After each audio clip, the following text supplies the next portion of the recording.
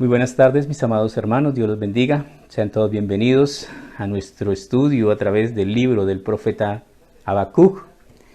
Habacuc, el profeta abrazo, el profeta que pregunta, el profeta de signo de interrogación, hace preguntas a Dios. Y Dios tiene el cuidado de responderle a Habacuc, aunque las respuestas que Dios le da no son las que el profeta quiere oír. Y es algo que nos muestra muy cotidianamente Dios. Dios no te dirá lo que tú quieres oír, pero te dirá la verdad. Habacuc se queja porque ve violencia, traición, maldad por todas partes y considera que Dios no está haciendo nada. El tiempo en el cual vivió el profeta era un tiempo muy similar al tiempo nuestro.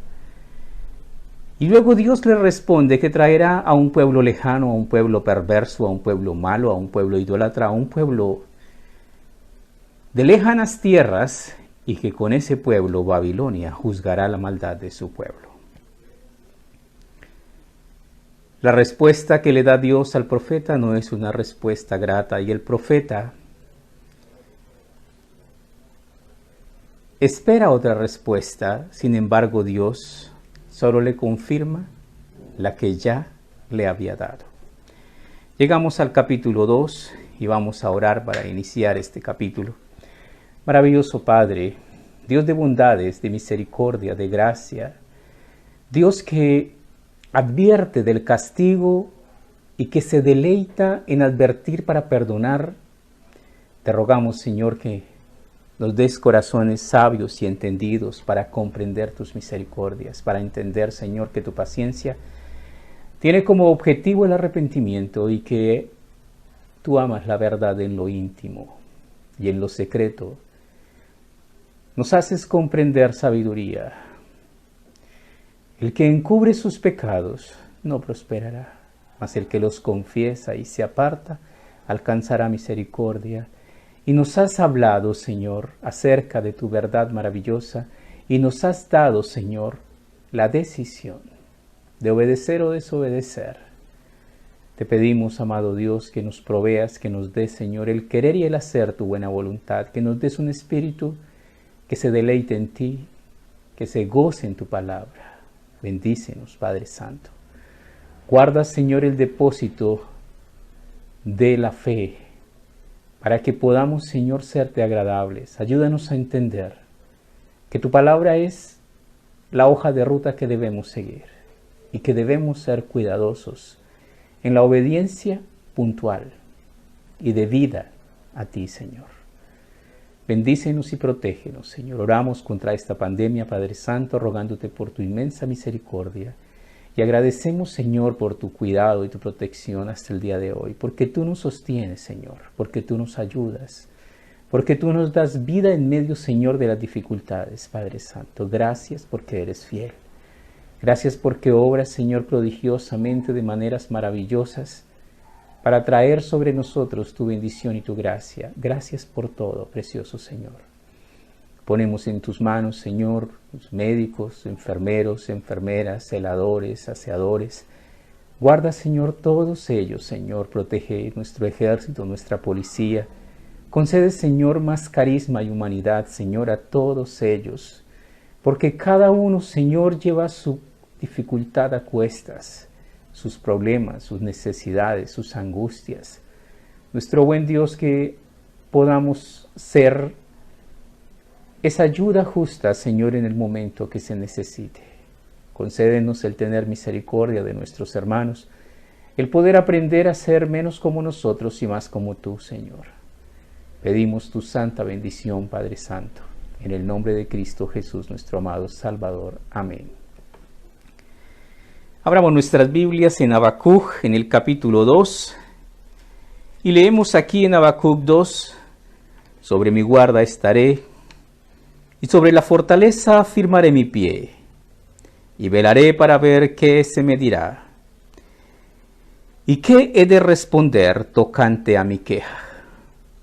La queja de Habacuc es la violencia, la maldad, los robos, la rapiña, la corrupción moral, la corrupción social, la sociedad tan decadente en la cual vivía el profeta. Sobre mi guarda estaré, y sobre la fortaleza afirmaré mi pie, y velaré para ver qué se me dirá, y qué he de responder tocante a mi queja. Nosotros vivimos en un tiempo en el cual las cosas van variando de acuerdo a los diferentes gobiernos y las situaciones van cambiando. Dios no cambia. Dios es inmutable. Habacuc está en espera de estas cosas en el versículo 2. Y Jehová me respondió y dijo, escribe la visión y declárala en tablas para que corra el que leyere en ella. ¿Qué quiere decir? Dios le dice a Habacuc, escribe la visión. Escríbela en tablas para que corra el que la leyere. ¿Qué quiere decir eso? Que así es. No va a cambiar. Y la forma para poder evitar ser deportados 70 años en Babilonia será que huyan de esta tierra. Dios advierte, como advirtió en los días de Noé, que iba a llover, pero nadie creyó. De hecho, solo 8 se salvaron y el resto murieron. Dios quiere que nosotros aprendamos acerca del carácter de Dios. Y el carácter de Dios y las cosas de Dios son algo particulares.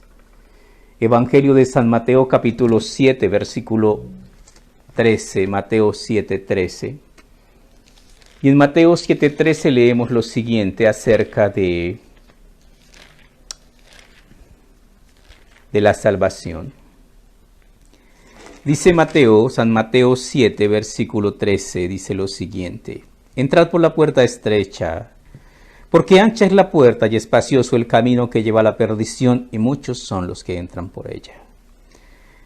Qué curioso, lo que Jesucristo está diciendo es que los que se van para el infierno serán muchos, porque estrecha es la puerta y angosto el camino que lleva a la vida, y pocos son los que la hallan. Entonces, la realidad de la situación es que los que hallan el camino y los que se salvan somos pocos. Por esto tenemos que esforzarnos. La puerta estrecha se refiere a que hay cosas en la vida de todos nosotros que hay que cortar. Que el camino amplio y ancho conduce hacia la muerte, pero el camino estrecho es el que conduce a la vida. Volvemos a Habacuc capítulo 2, versículo 3. Aunque la visión tardará un poco, aunque la visión tardará aún por un tiempo, mas se apresura hacia el fin. Y no mentirá, aunque tardare, espéralo, porque sin duda vendrá, no tardará. ¿Qué significa esto? La determinación de Dios de castigar a su pueblo, porque la paga del pecado es la muerte, continúa. Dios, aunque muchas veces no lo creamos, Dios está en control. Y aunque no lo percibamos, Dios está haciendo algo. Y aunque no lo entendamos, todo está perfectamente diseñado en el plan perfecto de Dios. Y es importante que leamos esta cita, Deuteronomio 32, versículo 4. Deuteronomio 32, versículo 4. Deuteronomio en el Antiguo Testamento 32:4. Dice en Deuteronomio 32:4, hablando de Dios, Él es la roca cuya obra es perfecta. ¿Te has puesto a pensar en algún momento y has considerado que hay errores en las situaciones que nos pasan? Había un hombre debajo de una ceiba súper grande. Y debajo de la ceiba había una mata de auyama con grandes auyamas. Un bejuco. Y el hombre se puso a contemplar las dos cosas y de pronto dijo, Dios hace las cosas mal. Mire qué palo tan grande y tan alto, y mire esos fruticos chirriquiticos. En cambio, mire este bejuquito tan delgadito, y mire qué frutos tan grandes. De pronto, una pepita de esas se viene desde esa altura y le cae en la cabeza. ¡Pah! Y dice, uy, no, Dios hizo perfecto todo, ¿qué tal hubiese caído un pedradón de estos otros? Dios hace todo perfecto. Dice acá, Él es la roca cuya obra es perfecta, porque todos sus caminos son rectitud. Dios de verdad y sin ninguna iniquidad en Él. Él es justo y recto. La corrupción no es suya, de sus hijos es la mancha, generación torcida y perversa. Si Dios es perfecto y si Dios no se equivoca, entonces el error es humano, es nuestro. Así pagáis a Jehová, pueblo loco e ignorante. ¿A qué se refiere? Que si nosotros fuésemos sabios y entendiésemos que lo que Dios quiere es ayudarnos para que vivamos una vida mejor, para que pasemos de esta vida temporal a la vida eterna, a un paraíso maravilloso, pero nos dedicamos a pecar y entonces dice el escritor de Deuteronomio, que es un cántico de Moisés, así pagáis a Jehová, pueblo loco e ignorante. ¿No Él es tu Padre que te creó, el que te hizo y te estableció? ¿Qué quiere decir eso? Que es una locura pecar, que es una necedad desobedecer, que es una gran deslealtad apartarnos de aquel que nos busca para darnos su bien. Versículo 4. He aquí aquel cuya alma no es recta se enorgullece, mas el justo por su fe vivirá. ¿Has visto personas altivas, soberbias, orgullosas? Por muchos pretextos, hay quienes pretenden tener mucho y no tienen nada, pero se las pican de ser grandes personas. He aquí aquel cuya alma no es recta se enorgullece. El orgullo es una semillita que está presente en el corazón de todos nosotros los seres humanos. Pero tenemos que aprender a no dejarla crecer. El orgullo destruyó al querubín más perfecto del cielo, a Satanás. He aquí aquel cuya alma no es recta se enorgullece, mas el justo por su fe vivirá. ¿Qué es la fe? Hebreos 11:1 nos dice, pues la fe es la certeza de lo que se espera, la convicción de lo que no se ve. Hebreos 11:6, y sin fe es imposible agradar a Dios. He aquí aquel cuya alma no es recta se enorgullece, mas el justo por su fe vivirá. Ahora aquí nos dice que hay personas llenas de orgullo y no tienen una alma recta, y ahora nos viene a describir otros problemas peores. Y también el que es dado al vino es traicionero. ¿Qué diría más de un borrachito? No todos. Hay excepciones. Solo piensa lo siguiente. No lo está diciendo el pastor William, lo está diciendo Dios. ¿Y qué leímos? No se equivoca. Seguimos leyendo y nos sigue diciendo, dice aquí aquel, versículo 5, y también el que es dado al vino es traicionero, hombre soberbio, que no permanecerá. Ensanchó el Seol su alma, y es como la muerte que no se sacia, parecen barriles sin fondo, échele y échele y échele. Antes reunió para sí todas las gentes y juntó para sí todos los pueblos. ¿Quién? ¿Dónde es la fiesta? En el Seol. Y es la fiesta de los condenados. ¿Qué quiere decir esto? Vamos a leerlo en otra cita de una manera un poquitito más clara. Proverbios 23:31, libro de Proverbios, capítulo 23, versículo 31. Proverbios 23:31. Leemos en Proverbios 23:31 y nos dice lo siguiente. No mires el vino cuando rojea, cuando resplandece su color en la copa. Se entra suavemente, mas al fin como serpiente morderá, y como áspid dará dolor. Tus ojos mirarán cosas extrañas, y tu corazón hablará perversidades. Serás como el que yace en medio del mar, o como el que está en la punta de un mastilero. Dirás, me hirieron, mas no me dolió, me azotaron, mas no lo sentí. Cuando despertare, aún lo volveré a buscar. ¿Qué significa eso? Significa que se meten a torpes y se gradúan, que encuentran un placer que los va a volver esclavos de él. No mires el vino cuando rojea, cuando resplandece su color en la copa. Se entra suave y se sale con mucha dificultad. Y muchos no salen.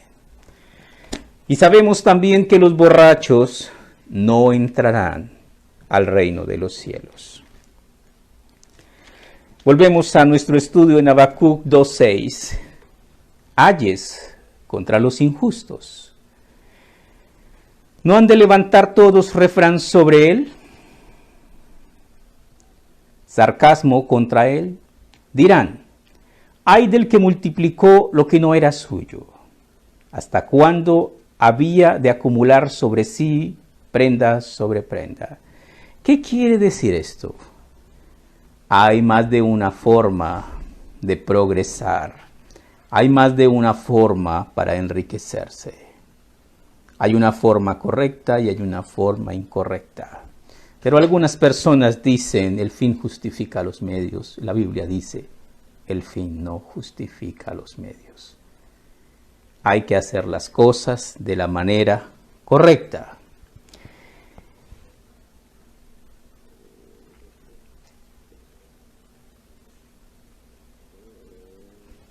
Dice también, se levantarán de repente tus deudores y se despertarán los que te harán temblar. Y serás despojo para ellos. ¿Qué quiere decir esto? Que lo que uno siembra, uno cosecha. Quiere decir que llegará el día de cosechar lo que se sembró. El que sembró para su carne, de su carne segará destrucción y muerte, mas el que sembró para el espíritu, del espíritu segará vida eterna y paz. Que de acuerdo a lo que hemos hecho, así se nos pagará.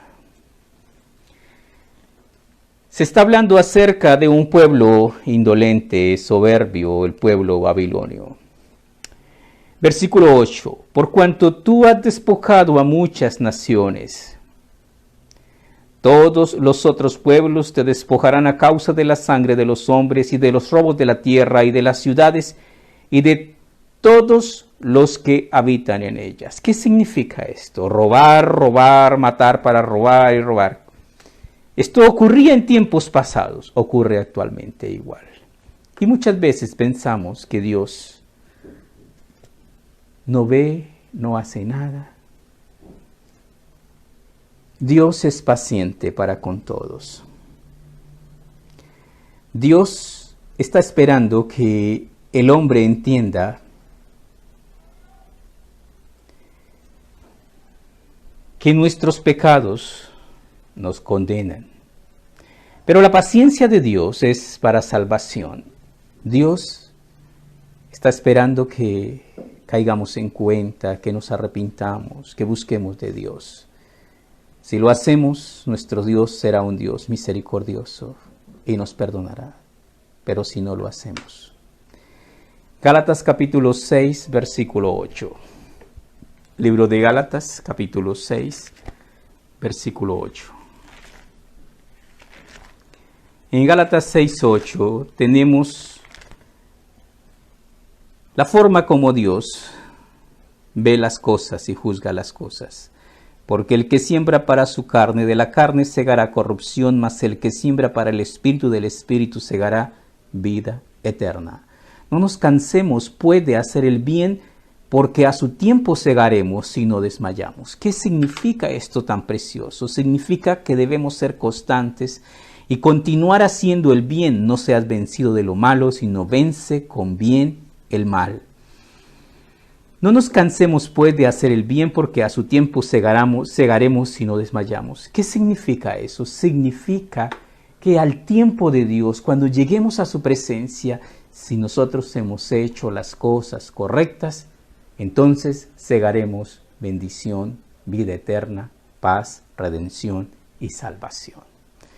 Pero si hemos hecho las cosas mal, entonces condenación será nuestra porción. Volvemos a nuestro estudio en Habacuc.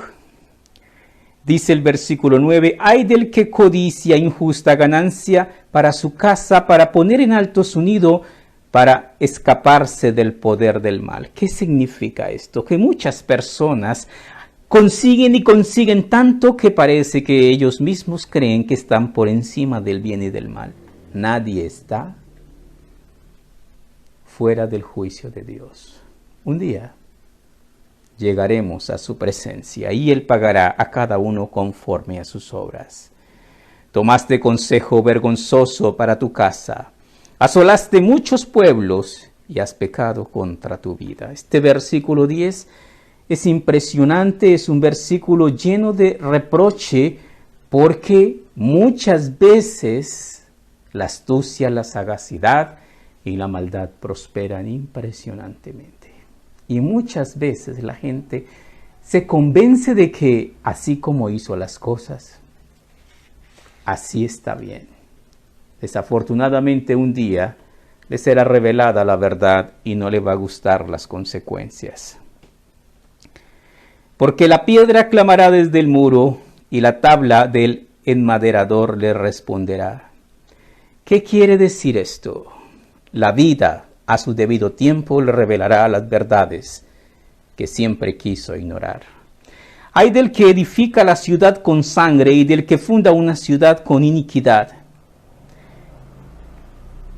Muchos imperios se han edificado a través de la crueldad, a través de la maldad, y muchas personas no les interesa a quienes oyen, a quienes destruyen con tal de que ellos estén bien. ¿No es esto de Jehová de los ejércitos?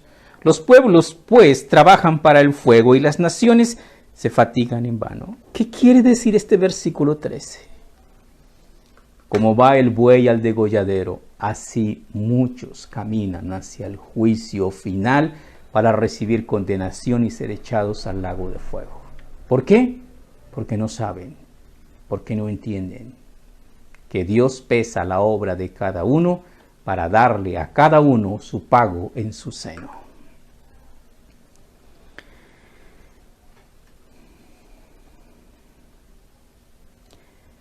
Dice el versículo 14, porque la tierra será llena del conocimiento de la gloria de Jehová como las aguas cubren el mar. Este versículo 14 es algo maravillosamente impresionante y hermoso. La tierra será llena del conocimiento de Dios.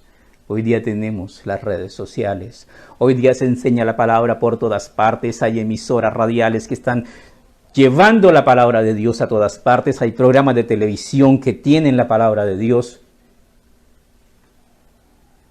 Y aunque hay un conocimiento masivo de la palabra de Dios, el hombre sigue terco en su pecado.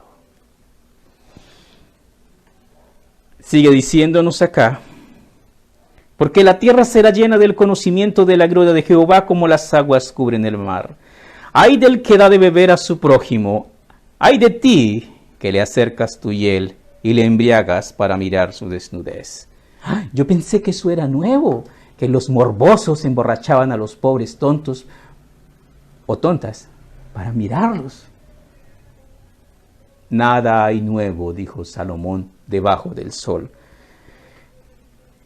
Te has llenado de deshonra más que de honra. Bebe tú también y serás cubierto. El cáliz de la mano derecha de Jehová vendrá hasta ti, y vómito de afrentos sobre tu gloria. ¿Qué quiere decir esto? Borracho y vomitado. ¿Qué significa esto? La inmundicia de nuestras obras. Cuando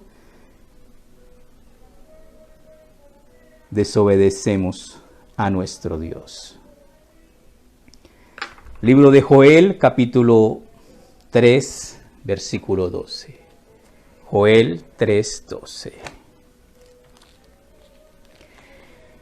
En el libro de Joel 3:12 dice: despiértense las naciones y suban al valle de Josafat, porque allí me sentaré para juzgar a todas las naciones alrededor. El valle de Josafat en Jerusalén, hacia las afueras de Jerusalén, y allí estará Dios dispuesto a juzgar a las naciones de la tierra. Echad la hoz, porque la mies está ya madura. Venid, descended, porque el lagar está lleno, rebosan las cubas, porque mucha es la maldad de ellos. ¿Qué quiere decir esto? Está diciendo que cuando la maldad de las personas aumenta, desmedidamente, descaradamente, el juicio viene. Como empezamos en Habacuc, es tiempo de correr, es tiempo de prepararnos. Sigue diciéndonos acá, en el versículo 17, porque la rapiña del Líbano caerá sobre ti y la destrucción de las fieras te quebrantará a causa de la sangre de los hombres, del robo de la tierra, de las ciudades y de todos los que en ellas habitan. ¿Cómo así se robaban la tierra? Sí.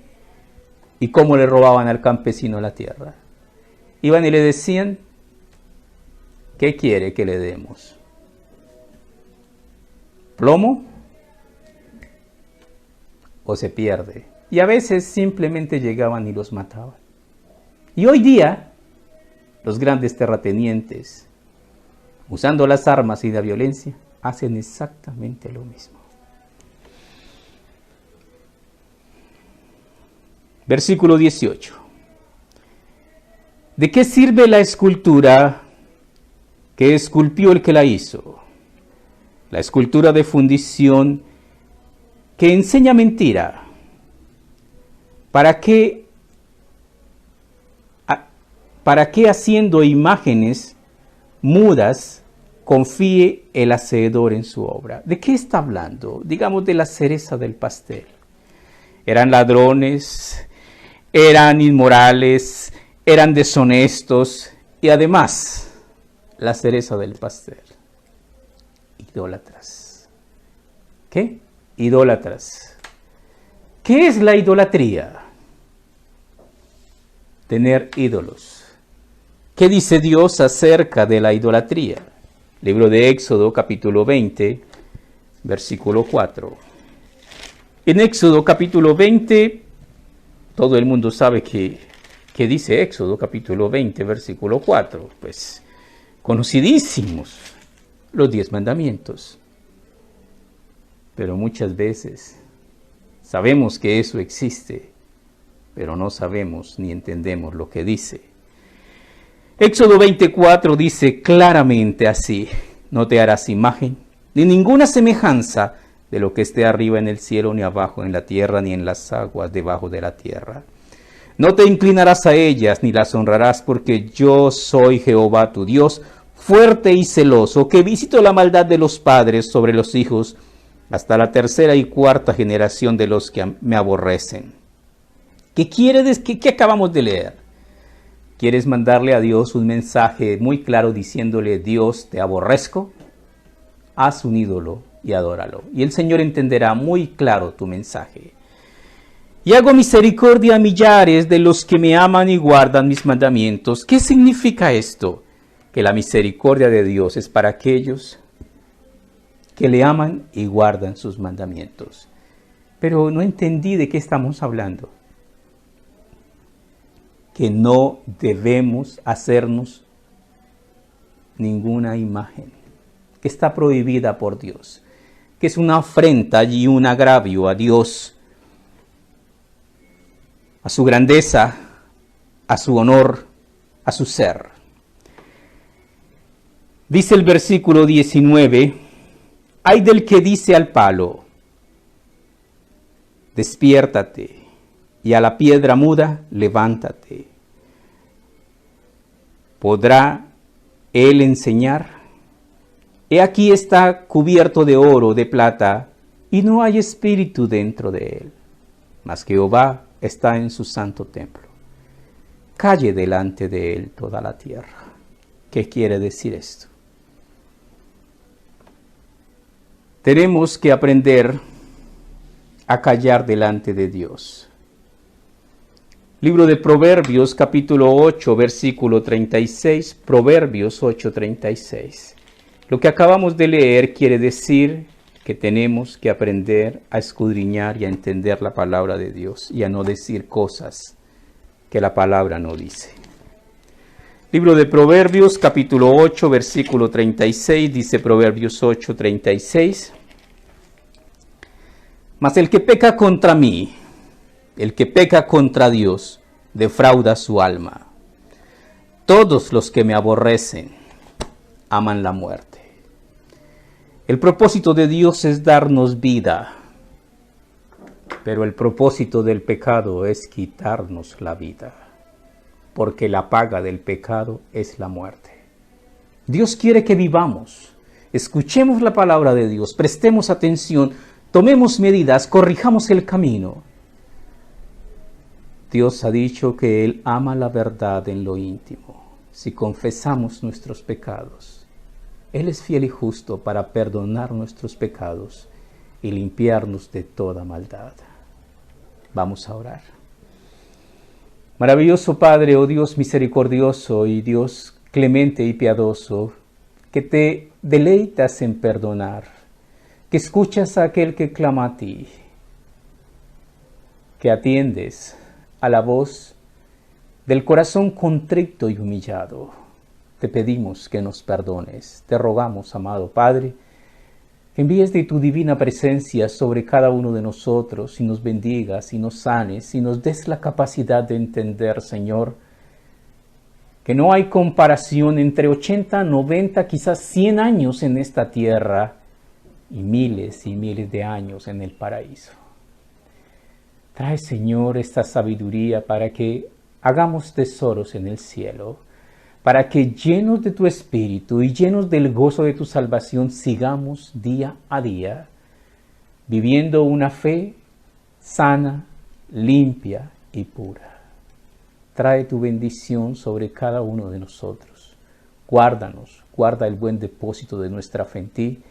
Líbranos de apartarnos hacia caminos errados, hacia herejías, y preserva nuestra fe, Señor, y nuestro corazón en el camino de tu justicia. Te damos gracias, Padre Celestial, por tus grandes misericordias, en el nombre de Cristo Jesús, nuestro amado Salvador. Amén.